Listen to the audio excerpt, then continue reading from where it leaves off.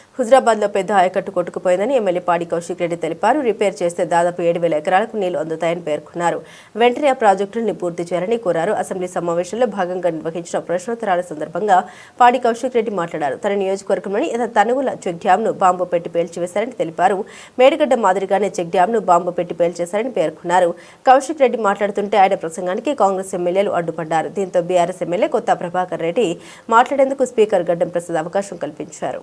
అధ్యక్ష, మొన్న నా నియోజకవర్గంలో చెక్ డ్యామ్ ని రాఘవ కన్స్ట్రక్ట్ చేసింది. కాంట్రాక్టర్ తనుండే దాన్ని బాంబు పెట్టి పేల్చేయడం జరిగింది. ఎట్లయితే మేడిగడ్డను బాంబు పెట్టి పేల్చిండ్రో ఇవాళ తనుగుల చెక్ డ్యామ్ ని కూడా బాంబు పెట్టి పేల్చిండ్రు. అది నేను చెప్పింది కాదు అధ్యక్ష, అది నేను చెప్పింది కాదు, ఏఈ గారే సభ్యులు చెప్పిన అంశాన్ని నోట్ చేసుకోవడం జరిగింది. కొత్త ప్రభాకర్ రెడ్డి గారు అధ్యక్ష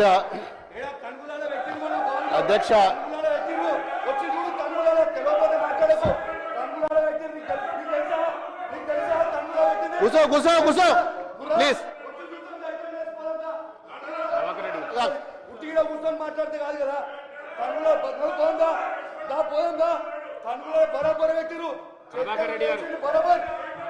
అధ్యక్ష,